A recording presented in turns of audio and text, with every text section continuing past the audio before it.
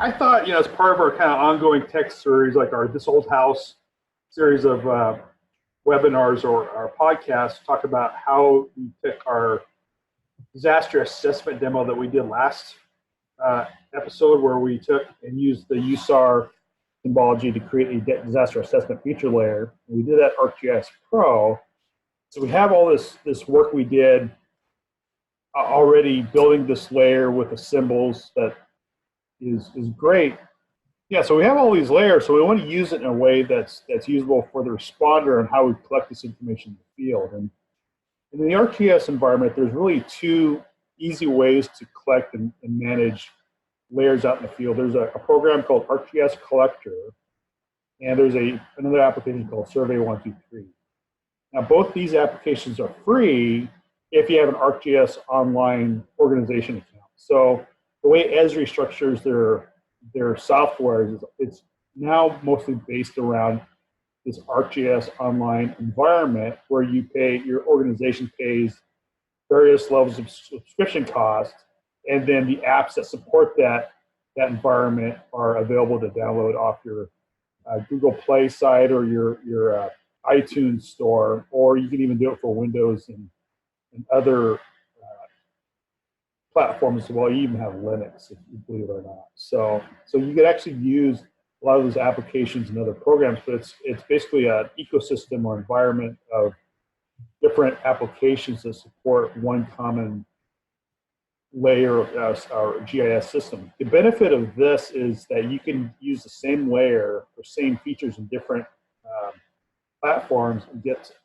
for different workflows and get the same data or the same level of structured data. So this episode, we're going to talk about how we can take our existing layer that we created last episode, move that into a Survey123 environment. Survey123 is a really neat application that I'll demonstrate in a little bit. And it's a very usable, user-friendly application of just a form-based tool that you can use on your phone to collect information about damaged features in this case. So we'll kind of go through the step processes on how to share this layer that I have on my desktop application in ArcGIS Pro, move it to my ArcGIS Online account, and then create a survey based on that feature service or feature layer that I created, and deploying that solution out to the field so that users can deploy and edit it. So I'm going to start with here in ArcGIS Pro. And again, this is where I left off with in the last episode. I have my layers. I have my structured damage assessment layer with my 4 categories. And I have the database associated with it of the features I collected, but it's all only here on my computer.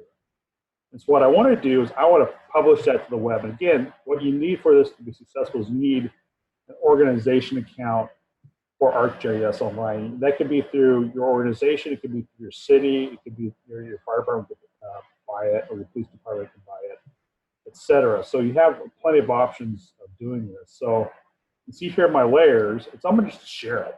And it's actually pretty simple.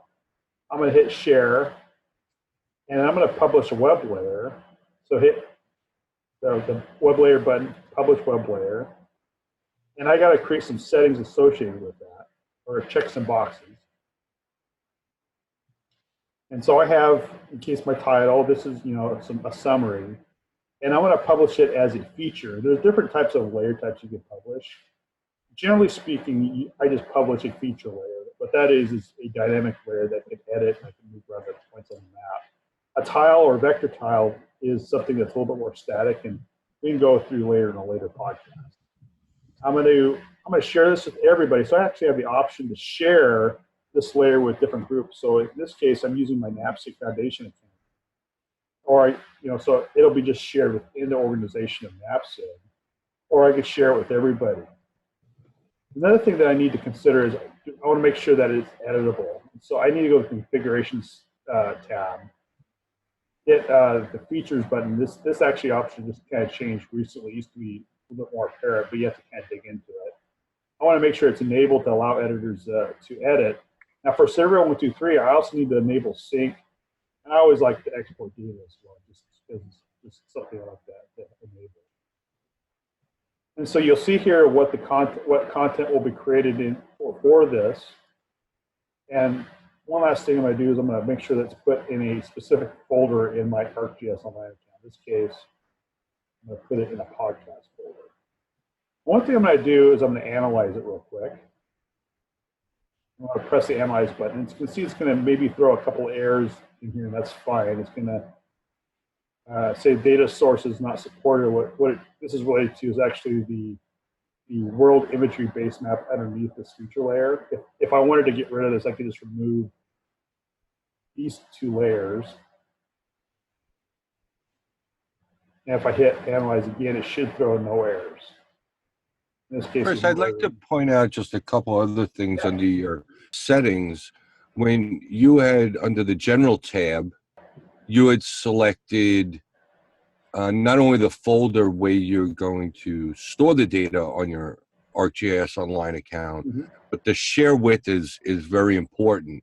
Absolutely. So if you're clicking everyone, that means everyone that has an ArcGIS Online account, whether it be free or a paid subscription, is going to be able to see that data.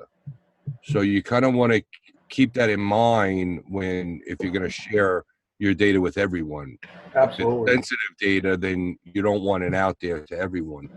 The organization of NAPSG is your organizational account, but then you also have that drop-down menu of groups where you can create a group on your organizational account and share it. Even if you have 100 people in your organization, when you create a group, you invite who you want to be able to see the data in that group. So again, if you have 100 people, maybe you're only inviting 5 to that group and only they can see that data. The other option too is, so our organization that we're doing this demo is under NAPSG, but you can invite, say, Kirkland Office of Emergency Management. They have their own organization, but you could also invite them into that group under your organization and share that data between the two. So that's kind of important. Yeah, it absolutely is. It's a huge plus, especially it's a relatively recent update to do that, but it's kind of like analogous to automatic aid or mutual aid. So if you want to do something in the same environment but have some protections, you can create and segregate some of your data or some information in a shared group so that everybody has the same level of information. For example, my department, we might use a group to share pre-planned data with a neighboring department and just give them our data directly versus sharing paper PDFs or have the CAD system set up that syncs like a bunch of pages. In this case, we share the raw data. We don't have to share everything. We just share with them what we want to share. So it's a very neat tool. So I hit analyze. Go ahead. I'm sorry. The other thing I want to point out is under the configuration, that enable sync is also very important to understand. So if you do not enable the sync, then the only way for you to bring this data up on a mobile device is if you're connected to the internet. Yeah. If you are offline for whatever reason, you don't have a Wi-Fi signal, you don't have a cellular signal, then you're not going to be able to see this data. So the enable sync, what that allows, when you click that or check the box, that allows you to be able to download the data to your device. In my opinion, that's very important, especially in public safety, because when we have an emergency, especially something like a hurricane or a tornado, most likely, the power is going to be out and you're not going to have, a cellular signal to be able to get that data and be able to start collecting data in the field. So again, the enable sync allows you to download the data. So A, you could see it on your device, and B, it also allows you to collect the data locally on your device. And then when you get a Wi-Fi or a cellular signal, then it syncs back up to the cloud and syncs up all the data. And now everybody with a device or watching a web map back in an ops center type scenario that data will then populate onto their maps as well. Yeah. So again, enable sync. If you're doing specifically data collection, it's very important. Absolutely. Thanks for pointing that out, Steve. So I think we're good to go, unless I missed something else, Steve. I think I analyzed it and it gave me no errors. And I'm just going to publish this layer. So I already logged into my, in this case, my organization account. I hit publish, and you'll have the internet squirrels do a few turns around the wheel.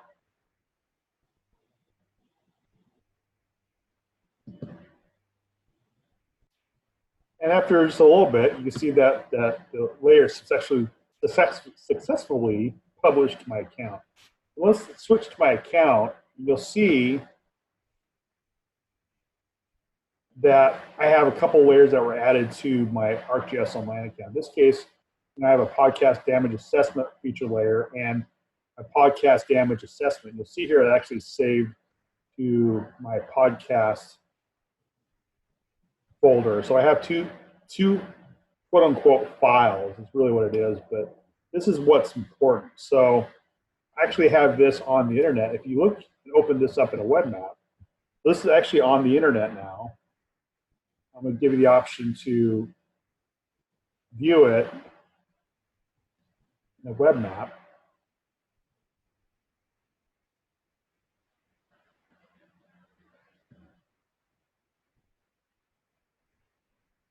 And Steve and I have been joking that in between the pauses of the refresh and the uploading that we could actually do other podcasts. So, so you can see here, let me throw a base map underneath.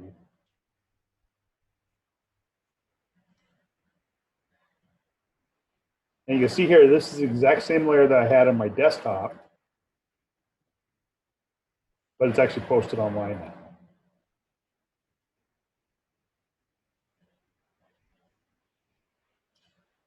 So from here, I could do a number of things. Actually, you can physically edit it in this web map.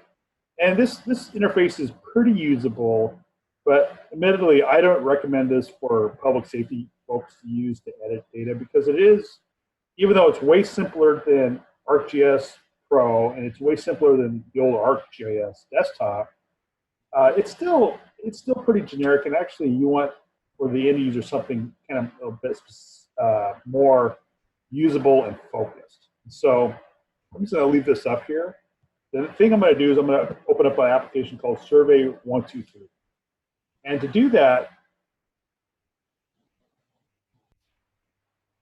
so again, you see here like the web map that is associated with, it has a layer associated with it. But like I said before, it's usable, but not very field friendly. So what you want is, especially with Survey 123, you want a application that looks something like this with pull down boxes, check boxes, etc. to add to the map. So this follows the same database scheme or database design that we designed in ArcGIS Pro. But what it did is it made controls that are more user friendly on the to the lay user. So the other neat thing is that now that I'm on ArcGIS Online, multiple people can edit this data all at once. And you see here, if I add, this is the actual survey, and I have the option, this works in a, again, Android, iOS, Windows, works on Windows PCs, Linux, whatever. You can see here, I can move it around the map, and I can actually add a point that I want to assess. In this case, I'll just put it randomly in this field here. And then residential, and then I'm going to say there's damage to this. I can make a comment like this is a test. And I can say it's collected by Chris. I hit the checkbox to submit it. I have the option to send now or send later. It's just like basically you're sending an email. Since the device is online, I'm just going to hit send now. Now what it does, it goes through and it pushes it to the database. Now, what's neat about this, let's say, for example, I want to go and see, did I actually make the point on the map? And you're going to notice where I live. And Steve's going to do the same thing. He's in New York. And I'm going to scroll into the Seattle area. And let me show just set the visibility so I can have the layer turn on at a higher level. And you see here, that point I added on the map is right there with the information attached or associated.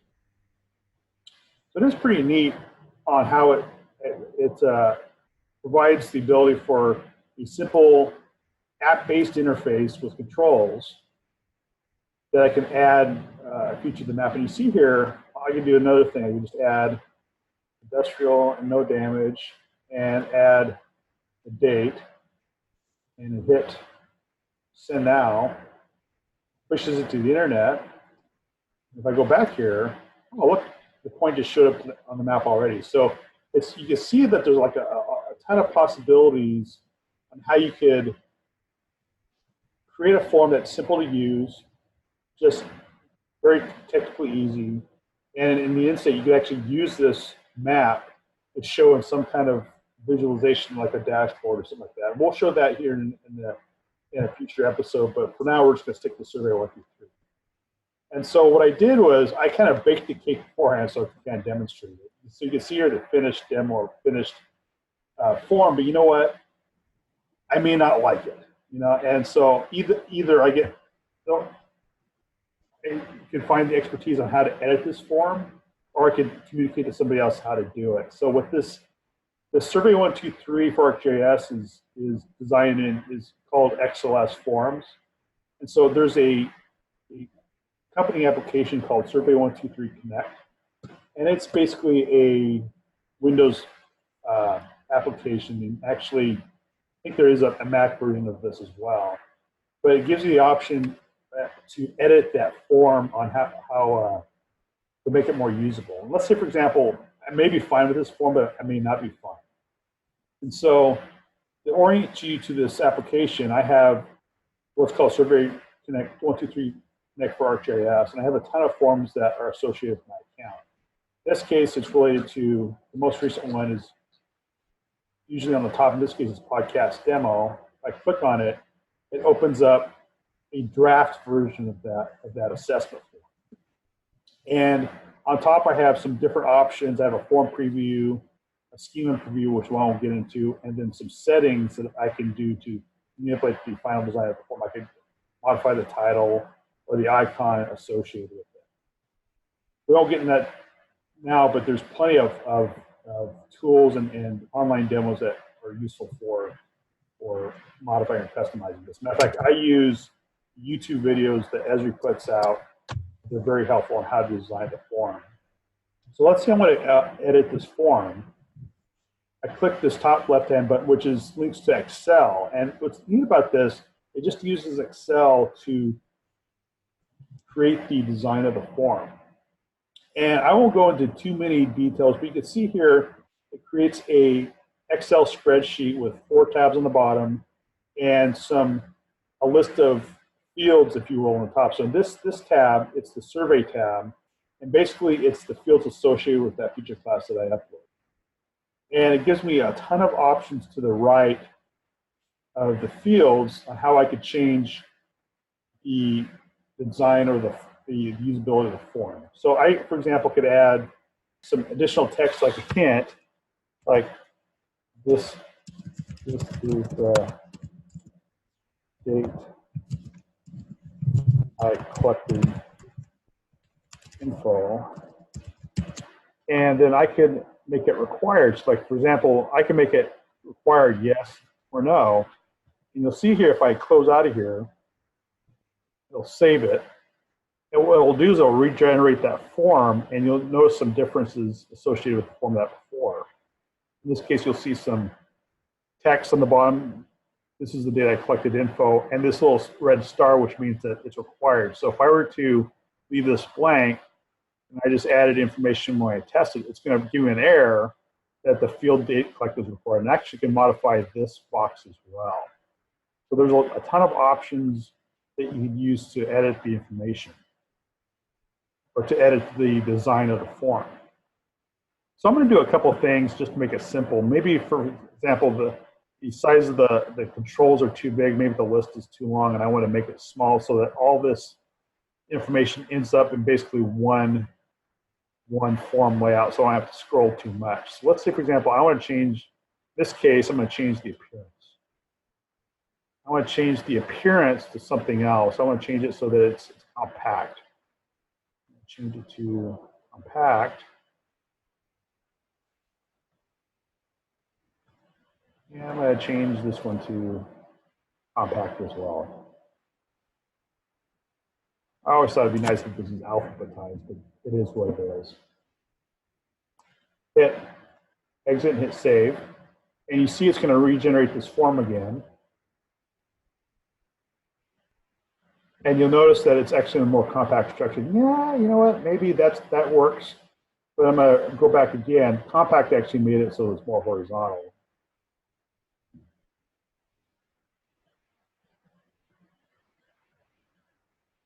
Actually, I was looking for minimal. That's what I was looking for.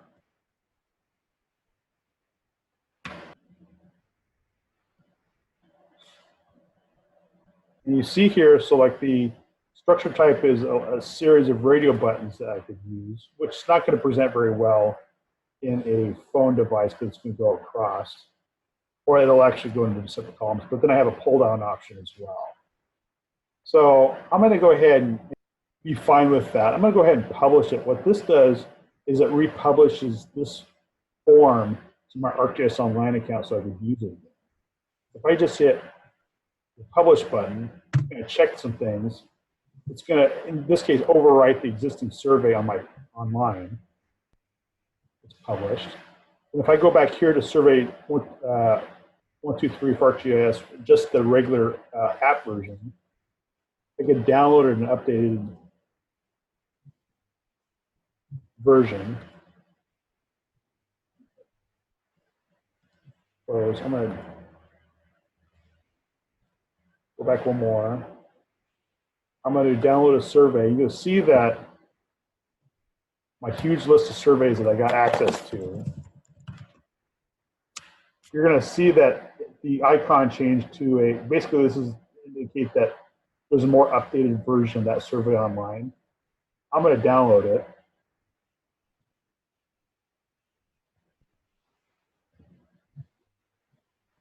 Then I'm going to start using it again.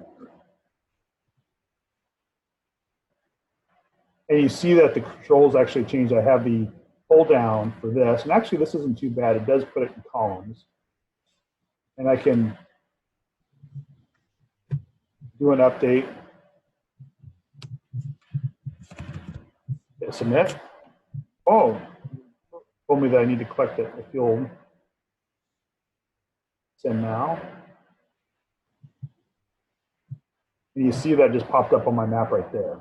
So you see that Survey 123 is a neat, very neat tool. You can get and spend a lot of time and energy creating a form design that's very useful for the lay user to collect actual GIS data and have it so that they can go out the field, collect something, publish it, and some decision makers can use this information back in a command post or something, or EOC.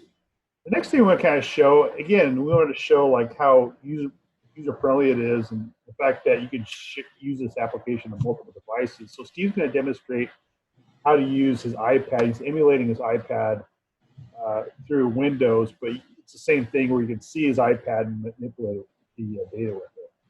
So what I did was in Survey 123 on my mobile device, my tablet, I consumed Chris's map. So now I have it on my iPad. And Chris and I are across the country from each other. But again, because of all the data and the application is going through the cloud, anybody could use it. So I'm just zooming into the Seattle area. I'm going to select, that's where I'm located. I'm going to select my date. I'll just say this is an industrial building. There is damage to that building. I could put in comments if I wanted to. And then I'm going to enter my name as the person that collected the data. And then I hit the check mark at the bottom. Again, it gives me a few options. I could send it later, or I could send it now, or I could, go back and make any changes. I realize it's a commercial building. So I'm going to switch that to commercial. I'm going to send it now. The data that I just collected gets uploaded to ArcGIS Online and synchronized up there. Yeah, so after Steve, 3,000 miles away, collected some information, now you can see on the map the information he collected is actually represented on the map as well. You see in the Seattle area right here. So you can see here, what's really neat is that multiple companies, multiple units, multiple task level employees can collect data, bring it together, and represent something that's tangible and supportive of decision makers at a higher level. It could be it could be an EOC, command post, etc. So I think our next episode, what we'll do is go over how we could use and represent this data in like a dashboard environment, similar to using our ArcGIS Online account, and also what are some options that we can to also view and extract this data. So in short, we have a map and some data that's usable on a web map inside the ArcGIS Online mapping application. But as you see here, it's just points on a map. And what we want to do get to is something that's a little bit more usable for decision makers, something we do analysis on, something if we change the extent of this map, it'll give us some information that's tangible, and also relate it to other information that's associated with this. So like we can determine like what are the number of vulnerable populations in a certain given category, in a certain specific area, or we can use it to other data to associate with this data. So what we want is to carry this bit of field collected information further into a usable dashboard, if you will. That's exactly what we'll be creating next time. So do you have anything else, Steve? Clearly demonstrates though how multiple users can be, collecting data, and how we start to, we started off with just having the data on your local machine and creating it ourselves, but now we're bringing in those users, they're collecting data.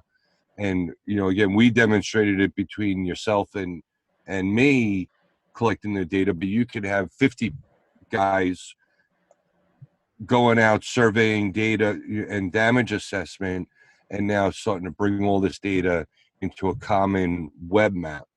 So on our next episode, we'll really start to show creating a web application where everybody could see all the data as it's being collected. And again, that could be on somebody's mobile device or within an operations center that's activated because of this emergency. Cool. So thanks for listening. Again, we're going to post this demonstration both on our podcast and on YouTube. This is Chris and Steve. Thanks for listening to this episode of Mapping Tech and Public Safety. Please visit our blog at mappingtechandpublicsafety.com.